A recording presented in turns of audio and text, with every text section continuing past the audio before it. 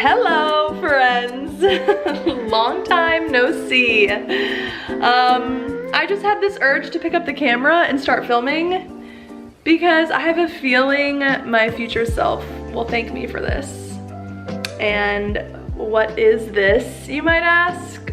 Well, this is hopefully my fertility files, my fertility diaries. I don't know. I don't even know if I'm gonna do anything with these videos, but if you're seeing this, then hopefully this whole thing ends in really, really good news. And so, speaking of fertility, I have been on a journey and I've been capturing it in journals, and I don't know, last night I just had this thought of like, why am I not capturing it visually for hopefully my future kids who will be able to watch this one day and be a part of this with me.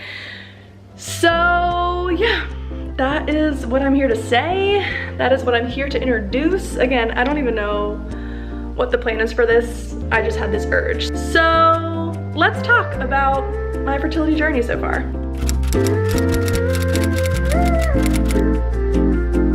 It is April 5th, 2024. Alex and I started trying to have a baby. We actually started January of 2023. So it's been over a year now, still no baby, but again, hopefully this whole journey ends in at least one. I'll take just one healthy baby at this point. We're just giving it the old college try. And yeah, definitely thought I'd have at least one kid by now. But of course, God has other plans, clearly. But I would say this whole journey actually starts back in July of 2022. So Alex and I have talked about kids, honestly, for as long as I can remember. Pretty much ever since we were dating, we knew kids and starting a family was something we both really, really wanted. And I know he's gonna make a great dad one day. I always knew at a young age that I wanted to be a wife and a mom. Like, that was it. So the second Alex and I were making future plans, engagement, marriage, I'm like, let's talk about kids. What is our timeline? So we agreed that on our first wedding anniversary, we would start the process of maybe not exactly jumping right into trying to have kids, but entertaining the idea of what steps do we need to take. And as we were approaching our 1-year wedding anniversary, we were both like, all right, let's stop using birth control in July of 2022 and let's just see where this goes. We were both very, very excited. And I just remember thinking like, oh my gosh, like, this is a huge deal. Like, the fact that him and I are in this season of life where we can actually potentially have a child, like a human life, is crazy. And so I just felt like it was this huge decision that we made to like get off birth control. And up until that point, I'm thinking like, oh my gosh, the first time we try, it's gonna work. So here we are in August of 22. It seems like an easy process. Let's just do it, and I'm gonna get pregnant on the first try, or at least within these first couple months. Boy, was I wrong.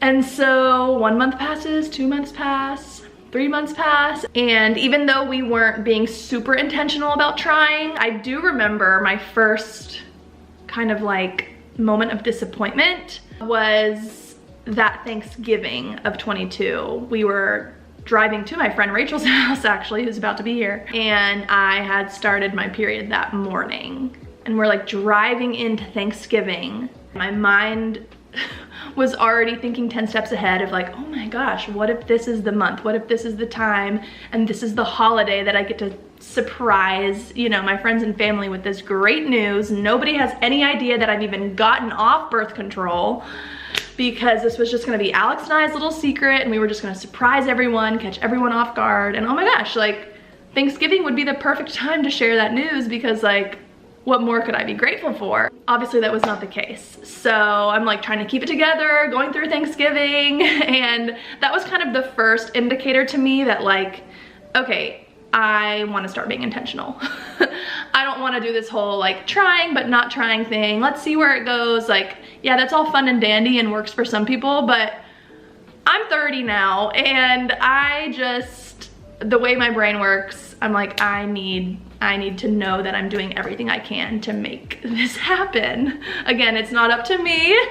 It's ultimately up to God. He is the giver of life. But I didn't want to waste another second just going with the flow.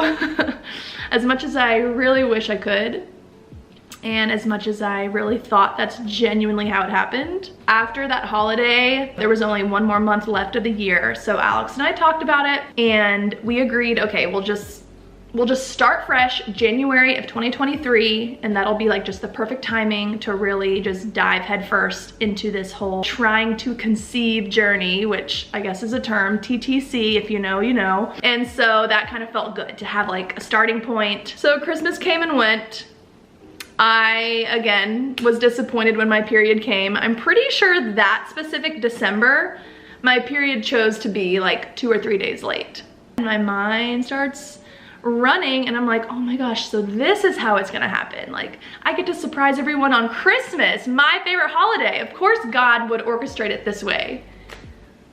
No, I wasn't pregnant, I was just late. So again, I had to hold it together because nobody in our family knew we were even like thinking of having kids right then. So I'm just keeping it together. We're around all of our family. Honestly, it's helpful to be around people in these particular moments, I'm realizing, because it is a nice distraction. So then January of 2023 rolls around, and I'm just as excited as before. I'm hopeful, I'm ready. It's a clean slate, let's go. Surely it's gonna happen in the next couple months because now we're being intentional with it.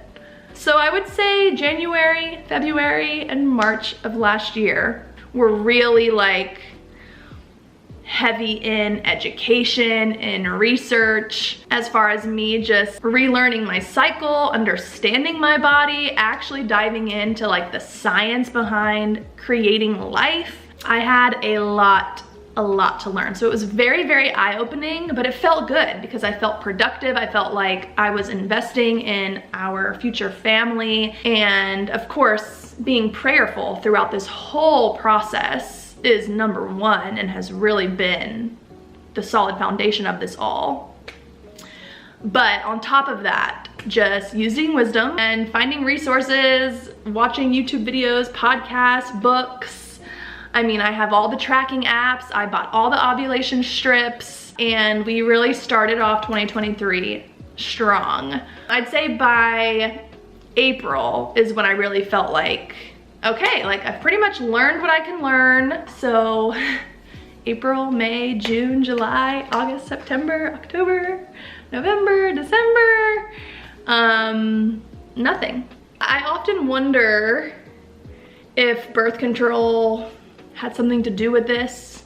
Again, God's the one who's ultimately in control, but I just took it for granted when I got on the pill like 3 months before our wedding day. I just thought that was the natural next step, and that's what everyone was doing, and I didn't really look much into it. I didn't do much research, and looking back now, if I could change something, I wouldn't really, but that would be the one thing that I'd probably like be more prayerful about, do more research about, because there are other ways you can avoid pregnancy without just going straight to the pill, because obviously that makes your body go through a lot of changes, and so I know it could take a while for it to like fully flush out of your system. So who truly knows? But it's okay, because we are in 2024 now, so we can't think about the past. My thoughts have been all over the place in the past year and a half going through this. And I know my journals have been capturing it all since day one, so I kind of wish I would have started recording sooner. But it's also been really cool to see how my mind has shifted, how my perspective has changed, how God has really softened and grown my heart and like even strengthened my faith through all of this. And I know it's all gonna be for His glory, and I'm hoping this is a testimony for someone out there, if not my future kids or grandkids, watching this and just seeing how their mom just like was so confident in them and loved them so much and prayed for them so much before they even existed. Like, that is the goal of why I want to record this in the first place and why I've been keeping so many journals. And I just feel like that would be such a sweet gift to pass down to them. They can literally go back all the way to July 2022 and read mom's words, you know, and visually see mom's faith, if that makes sense. Call me crazy, but I love little sentimental things like that. I'm honestly, in a weird way so far, grateful for this journey because it's given Alex and I so much extra time to be together than I ever thought we would have. And it's also just given me so much extra time to pray over our future family. And I think that's the greatest thing I can do for them right now is pray for their hearts, pray for their souls to know Jesus, pray for their future friend groups, their jobs, their future spouses, like their future fertility journeys. I go down a rabbit hole, but I think that is so sweet that God's allowing me all this extra time to really strengthen my faith so that I can be the best mother that I can for these kids, and that's ultimately what I want. And so if God doesn't think Alex and I are ready for kids right now as much as I feel ready in my bones and have been ready for the past year and a half, clearly there's more work he has to do, and so I wouldn't want it any other way because I do want to be the best mom. I do want to be the best parent. And I think my friend is calling me because she's probably here. Okay, I have to go. There's clearly so much I could say, so this is a good thing that she's cutting me off. But over the course of this past year and a half, or even longer if you count all the way back to July of 22, it's just been an emotional roller coaster. And it's been our little secret, and I think as of like just a couple months ago is when I really feel like God was like, Janae, this can't be a secret anymore. Like, this is torture going through this alone. This is a huge deal, and I'm having to keep it from my closest friends and family. Like, I'm doing that to myself. No, what I've learned in this whole process is I need support and prayer. So I've decided to start telling people, and I'm telling you guys, I'm telling this camera. I don't know what's gonna come of it, but let's go along for the ride and see what happens and trust God through it all. That's the only way I've survived this journey. But now I have to go to a baby shower, so that's ironic. Okay, bye.